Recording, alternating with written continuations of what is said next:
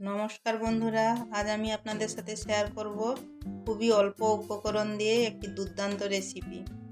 আজ আমি আপনাদের সাথে শেয়ার করব বাদাম আর পোস্ত দিয়ে তৈরি বড়া। আমি নিয়ে নিয়েছি বাদাম পোস্তের বাটা। এটার জন্য আমি চিনেবাদাম 50 গ্রাম চিনেবাদাম আমি রাত্রে ভিজিয়ে রেখেছিলাম। তার সাথে 2 চামচ পোস্ত দিয়ে আমি এটা মিক্সিতে পিষে নিয়েছি। আর নিয়েছি পেঁয়াজ কুচি, খুব মিহি করে পেঁয়াজটাকে কুচি করে নিয়েছি, ধনেপাতা কুচি আর কাঁচা লঙ্কা কুচি। লঙ্কাটা আপনারা আপনাদের ঝাল খাওয়ার পরিমাণ অনুযায়ী দেবেন। এবার নিয়েছি সর্ষের তেল আর লবণ। আমি গ্যাসে একটি প্যান চাপিয়ে নিয়েছি। এবার আমি গ্যাসটা জ্বালিয়ে নেব। তারপর আমি প্যানে দিয়ে দেবো সর্ষের তেল। আপনারা চাইলে সর্ষের তেল দিতে পারেন কিংবা সাদা তেলেও ভাজতে পারেন।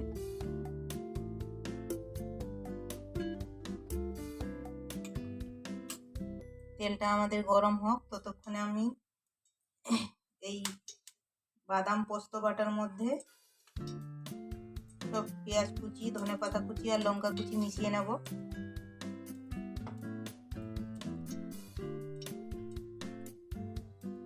এটার মধ্যে আমি দিয়ে দেবো পেঁয়াজ কুচি,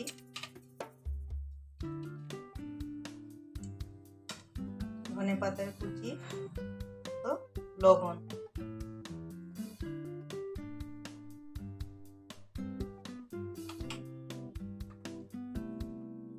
এবার এটাকে আমি ভালোভাবে মাখিয়ে নেব।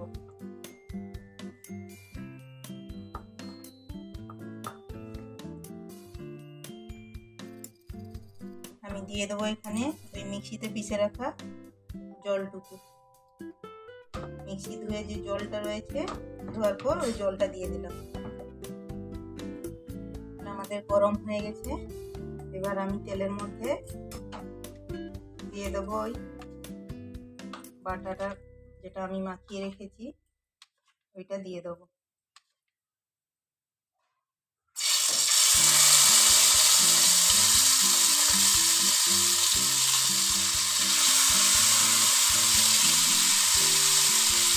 অল্প আঁচে আমরা আস্তে আস্তে করে ভাজবো।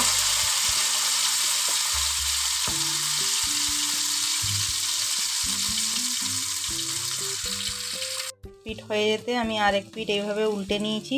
খুব অল্প আঁচে আস্তে আস্তে এগুলো ভেজে নিতে হবে, না হলে ভেঙে যাওয়ার চান্স খুব বেশি। তাই আমি খুব লো আঁচে এগুলো আস্তে আস্তে ভেজে নেব। আমি এপিঠ ওপিঠ উল্টে লাল লাল করে এগুলো আমি ভেজে নিয়েছি। এবার আমি এগুলো প্লেটে তুলে নেব।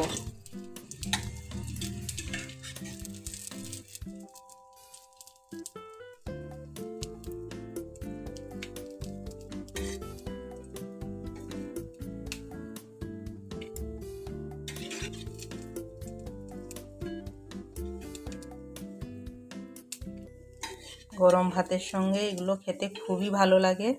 গরম গরম ভাত, তার সাথে মুচমুচে পোস্ত বাদামের বড়া খেতে খুবই ভালো লাগে।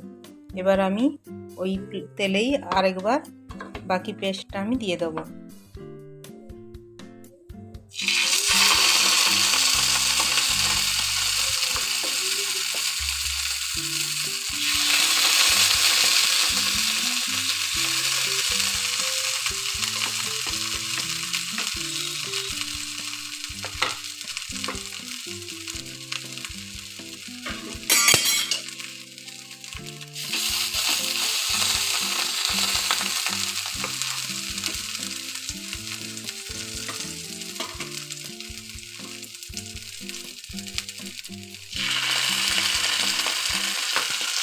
দেখুন বন্ধুরা, আমার বাকি বড়াগুলোও ভাজা হয়ে গেছে। আমি এগুলো সেমভাবে ওপিঠ ওপিঠ উল্টে পাল্টে লো আঁচে ভেজে নিয়েছি। এবার আমি এগুলোও তুলে নেব প্লেটে।